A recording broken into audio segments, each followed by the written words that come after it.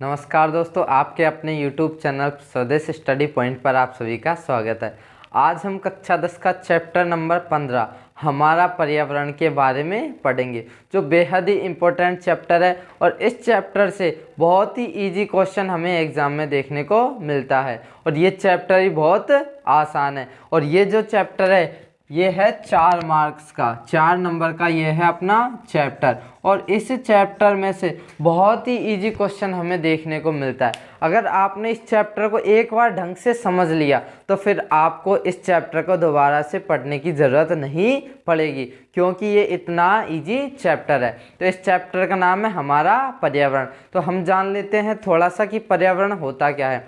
तो ये जो हमारे चारों ओर का ये जो वातावरण है या ये जो आवरण है, इसी को क्या बोला जाता है? पर्यावरण कहते हैं। ये आपने छोटे ही क्लास में पढ़ा होगा कि पर्यावरण किसे कहते हैं, कि हमारे चारों ओर के आवरण को। तो इसे ही क्या कहते हैं? पर्यावरण। पर्यावरण के अंदर बहुत से वन होते हैं, नदियाँ होती है, तालाब आते हैं, और क्या आते हैं? स्थल आता है, जैसे भूमि। ये सब किसके अंदर आते हैं? पर्यावरण के अंदर आते हैं। और आज के समय का पर्यावरण और पुराने समय के पर्यावरण में बहुत अंतर था। आज के समय का जो पर्यावरण है ये क्या है? बहुत प्रदूषित है। और पहले ज़माने का जो पर्यावरण था वो कैसा था? बहुत शुद्ध था। आजकल का जो पर्यावरण है वो क्या है? बहुत ही अशुद्ध पर्यावरण है। इसमें क्या होते हैं? बहुत से वायु का प्रदूषण हो रहा है, तो जल का प्रदूषण हो रहा है। तो इन सभी कारणों से पर्यावरण कैसा होता जा रहा है? अशुद्ध होता जा रहा है। तो जान लेते हैं कि ये है क्या, इस चैप्टर में है क्या। तो सबसे पहले पर्यावरण। पर्यावरण का मतलब होता है परि प्लस आवरण। ये जो पर्यावरण शब्द है ये परि प्लस आवरण से मिलकर बना हुआ है। परि का मतलब होता है चारों ओर, परि का मतलब होता है चारों ओर से। और आवरण का मतलब होता है घेरने वाला। आवरण का मतलब क्या है? घेरने वाला। तो इसका मतलब क्या हो गया पर्यावरण की परिभाषा, कि चारों ओर से घेरने वाला आवरण ही क्या कहलाता है? पर्यावरण कहलाता है। तो हमारे चारों ओर का आवरण ही क्या कहलाता है? पर्यावरण कहलाता है। अब इसके अंदर पढ़ेंगे अपन पारितंत्र के बारे में, कि ये जो पारितंत्र है ये होता क्या है। तो इसके बारे में हम जान लेते हैं थोड़ा सा कि पारितंत्र क्या है और इसके संगठक क्या है। तो पारितंत्र की परिभाषा होती है कि किसी स्थान विशेष में पाए जाने वाले जैविक तथा अजैविक, तो ये जैविक और अजैविक घटकों के पारस्परिक संबंधों को ही क्या कहते हैं? पारितंत्र कहते हैं। तो ये जैविक और अजैविक घटक क्या होते हैं? जैविक घटक उन्हें बोला जाता है जो क्या होते हैं? सजीव होते हैं। जैविक का मतलब होता है जिनके अंदर जीवन पाया जाता है, और उनको ही क्या बोलते हैं? सजीव बोला जाता है। अजैविक बोलते हैं निर्जीव को, जिनके अंदर क्या नहीं पाया जाता? जीवन नहीं पाया जाता, श्वसन नहीं पाया जाता। ये सब क्या होता है? निर्जीव होते हैं। तो सजीव, अब इसकी डायरेक्ट शॉर्ट परिभाषा बना लेते हैं अपन, कि सजीव घटकों और निर्जीव घटकों के जो पारस्परिक संबंध होते हैं, मतलब सजीव किसके ऊपर निर्भर रहते हैं? निर्जीव के ऊपर। तो इन दोनों के मध्य में क्या है? संबंध। इसी को क्या कहते हैं? पारितंत्र कहते हैं। तो स्थान विशेष में पाए जाने वाले जैविक और अजैविक घटकों के पारस्परिक संबंधों को, मतलब सजीव घटकों और निर्जीव घटकों के पारस्परिक संबंधों को ही क्या कहते हैं? पारितंत्र कहते हैं। अब ये देखिए, ये पारितंत्र कितने प्रकार का होते हैं? इनके जो घटक होते हैं वो 2 प्रकार के, एक तो जैविक घटक और दूसरा अजैविक घटक। तो जैविक घटक किसको बोलते हैं? सजीव को। तो सजीव देखो, जीव जंतु, पेड़ पौधे, मानव आदि, ये सब किसके अंदर आते हैं? जैविक घटक के अंदर। दूसरा अजैविक घटक, जैसे ताप, वर्षा, वायु आदि। तो ये जो जैविक घटक है ये सब किसके ऊपर निर्भर रहते हैं? अजैविक घटक के ऊपर। जैसे मानव होता है, जीव जंतु होते हैं, वो किसके ऊपर निर्भर रहते हैं? वर्षा के ऊपर भी निर्भर रहते हैं, ताप के ऊपर भी निर्भर रहते हैं, और वायु के ऊपर भी निर्भर रहते हैं। तो इसका मतलब क्या है? इन दोनों के मध्य में क्या होता है? संबंध होता है। इसी को क्या कहते हैं? पारितंत्र कहते हैं। तो ये जैविक घटक और अजैविक घटक हो गया। अब इसको हम एक उदाहरण के द्वारा समझेंगे। मान लो क्या है? एक बगीचा, बगीचे में घास लगी हुई है, पेड़ पौधे लगे हुए हैं, और उस बगीचे में कीट भी है, और मेंढक भी घूम रहा है, और क्या है? पक्षी भी है। तो ये सारे किसके अंदर है? एक बगीचे के अंदर। ये सब जो है घास, पेड़ पौधे, कीट मेंढक, ये सब किसके अंदर है? बगीचे के अंदर।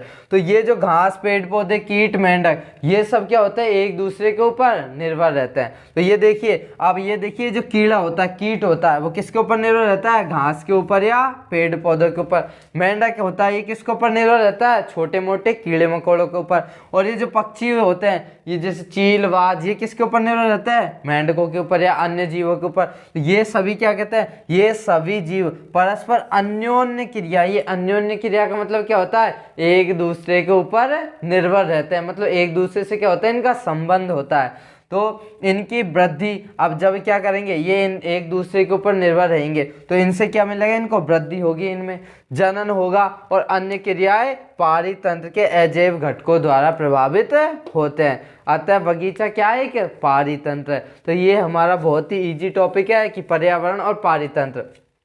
तो पर्यावरण होता है चारों ओर का आवरण, उसी को क्या कहते हैं? पर्यावरण कहते हैं। इसके बाद पारितंत्र, पारितंत्र क्या होता है? सजीव और निर्जीव दोनों के मध्य क्या है? पारस्परिक संबंध, इसी को क्या कहता है? पारितंत्र। पारितंत्र के दो घटक है, एक है सजीव घटक और दूसरा निर्जीव घटक।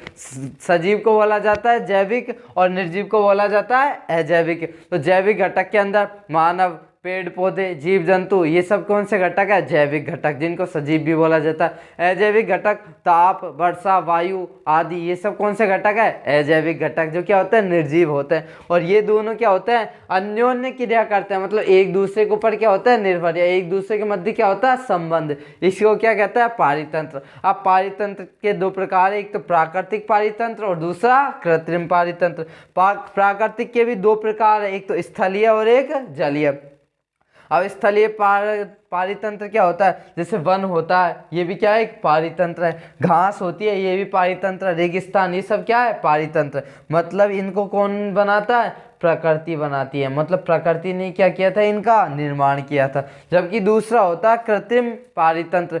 ये क्या होता है? जैसे कृषि, खेती की जाती है, किसके द्वारा की जाती है? मानव के द्वारा। ये थोड़ी अपने आप खेती हो जाती है, ऐसा नहीं होता। मानव ही क्या करता है? इंसान, मनुष्य ही क्या करता है? खेती करता है। और खेती करता है तो उसके बाद क्या मिलता है? उसको भोजन मिलता है। इसी प्रकार प्रयोगशाला, ये जो हम प्रैक्टिकल करते हैं, इनको भी किसके द्वारा निर्मित किया जाता है? मानव के द्वारा ही या मनुष्य के द्वारा ही क्या किया जाता है? निर्मित किया जाता है। तो ये हमारा पर्यावरण हो गया, चारों ओर का आवरण। और पारितंत्र हो गया, पारितंत्र क्या होता है? सजीव और निर्जीव, मतलब जैविक घटक और अजैविक घटक दोनों का क्या होता है? पारस्परिक संबंध, इसी को क्या कहता है? पारितंत्र। एक उदाहरण दिखा था कि ये जीव या कीड़े मकोड़े, पेड़ पौधे क्या होते हैं? निर्भर रहते हैं। ये इसका एग्जाम्पल। पारितंत्र दो प्रकार का, प्राकृतिक और कृत्रिम।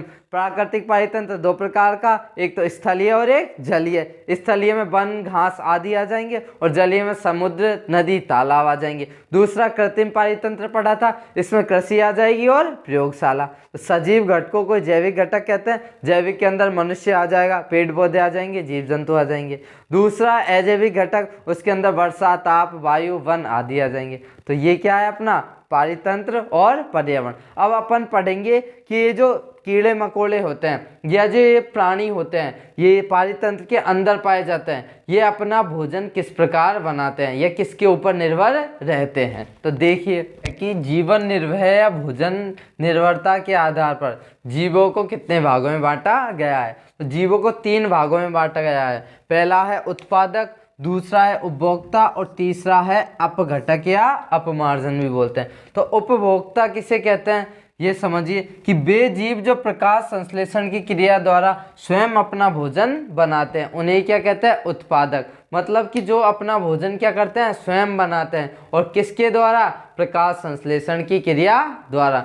मतलब ऐसे जीव जो अपना भोजन क्या करते हैं? स्वयं बनाते हैं और प्रकाश संश्लेषण की क्रिया करते हैं, तो उसे ही क्या कहते हैं? उत्पादक। तो जैसे आपने देखा होगा पेड़ पौधे होते हैं, ये क्या करते हैं? अपना भोजन स्वयं बनाते हैं। और किसकी उपस्थिति में? प्रकाश संश्लेषण की उपस्थिति में। आपको पता पत्तियों में पाया जाता है हरे रंग का वर्णक, जिसको बोला जाता है क्लोरोफिल। तो क्लोरोफिल के द्वारा ही पेड़ पौधों में किसका निर्माण होता है? भोजन का निर्माण होता है। तो जो बेजीव जो प्रकाश संश्लेषण की क्रिया द्वारा स्वयं अपना भोजन बनाते हैं, क्या कहलाता है? उत्पादक। जैसे एक तो पेड़ पौधे नील हरित शैवाल, ये क्या होता है? आपने देखा होगा तालाबों या समुद्रों के किनारे हरे हरे रंग की जो परत होती है, जिसको अपन काई भी बोलते हैं, वो क्या होते हैं? नील हरित शैवाल। दूसरा अपना उपभोक्ता।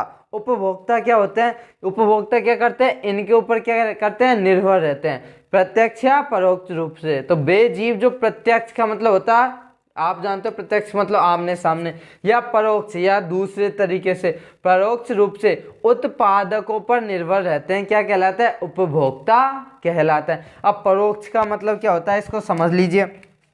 जैसे कि ये क्या है, मान लो इधर बता देता हूँ, जैसे ये क्या है, घास है। अब घास को किसने खाया, मान लो घास को खाया टिड्डे ने।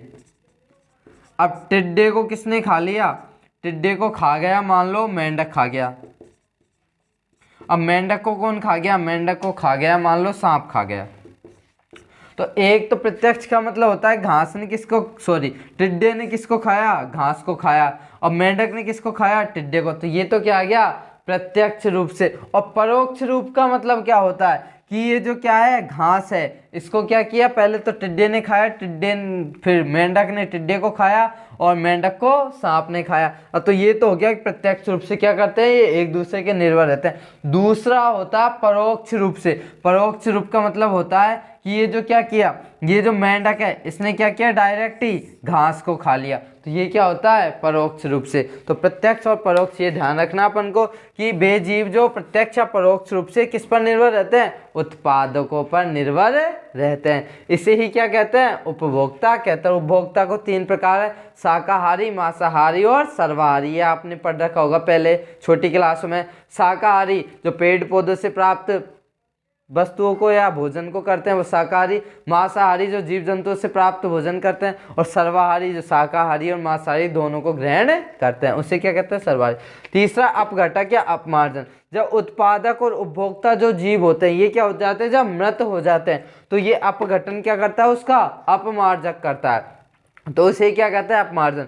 वे सूक्ष्म जीव जो मृत जीवों का अपमार्जन कर देते हैं। जैसे कि मान लो कि क्या हो गया, कोई जानवर मर गया, तो जानवर किसके अंदर आता है, उपभोक्ता के अंदर। जानवर मर गया, अब उसको अपन ने क्या किया, मिट्टी में डाल दिया। तो मिट्टी के अंदर जो छोटे छोटे सूक्ष्म जीव होते हैं वो क्या करते हैं, कुछ महीनों बाद क्या करते हैं, उस जानवर की जो त्वचा होती है, चमड़ा होता है, उसको क्या कर देते हैं, पूरी को क्या कर लेते हैं, अपने आप को क्या कर लेते हैं, भोजन में क्या कर लेते हैं, उसको ग्रहण कर लेते हैं, ले लेते हैं। जिसके कारण क्या होता है, उसमें वो जानवर होता है, जो जानवर कुत्ता बिल्ली जो भी होता है, वो उसका क्या बचती है, ओनली हड्डियां ही शेष रह जाती है। बाकी जो त्वचा होती है उसका अपघटन कौन कर लेते हैं, छोटे छोटे सूक्ष्म जीव। और फिर अपघटन करने के बाद वो सूक्ष्मजीव कहाँ चले जाते हैं, मिट्टी में तो रहते ही, तो मिट्टी में चले जाते हैं। उसके पश्चात क्या होता है, जब अपन वहाँ पर कोई क्या करते हैं, पेड़ लगाते हैं, तो वो क्या करते हैं, उसको खाद के रूप में उसको क्या कर देते हैं, उस पादप को एनर्जी, ऊर्जा दे देते हैं। तो वही इसके अंदर पढ़ेंगे। वे सूक्ष्मजीव जो मृत जीवों का क्या कर देते हैं, अपमार्जन कर देते हैं। क्या कहलाते हैं, अपमार्जक कहलाते हैं। सूक्ष्म जीवों का क्या कर देते हैं, अपमार्जन। अपमार्जन का मतलब ही क्या होता है, अपघटन। क्योंकि ये जटिल कार्बनिक, अब जो जानवर था वो कैसा था, उसकी त्वचा जटिल थी, अब जटिल को किस में परिवर्तित कर लिया, सरल कार्बनिक पदार्थों में बदल देते हैं, जो भूमि में चले जाते हैं और पौधों द्वारा प्रयोग में लिए जाते हैं। तो ये हमारा आज का टॉपिक था। सबसे पहले पर्यावरण पढ़ा था, उसके बाद पारितंत्र, फिर इसके बाद पढ़ा था अपन ने कि जीवन निर्वाह या भोजन निर्भरता के आधार पर जीवों को कितने भागों में बांटा गया है। तो 3 भागों में, उत्पादक, उपभोक्ता और अपघटक या अपमार्जन। उत्पादक जो अपना भोजन स्वयं बनाते हैं प्रकाश संश्लेषण की क्रिया में। दूसरा उपभोक्ता जो क्या करते हैं, उत्पादक के ऊपर क्या रहते हैं, प्रत्यक्ष या परोक्ष रूप से निर्भर रहते हैं। तीसरा पढ़ा था अपन ने अपघटन या अपमार्जक। ये क्या होता है, जब सूक्ष्मजीव जो मृत हो जाते हैं तो वो क्या करते हैं, अपघटन। उत्पादक और उपभोक्ता जो जीव मृत हो जाते हैं उनका क्या कर देते हैं, अपघटन कर देते हैं, मतलब जटिल कार्बनिक पदार्थों को सरल में परिवर्तित कर देते हैं। तो ये आज का हमारा टॉपिक था।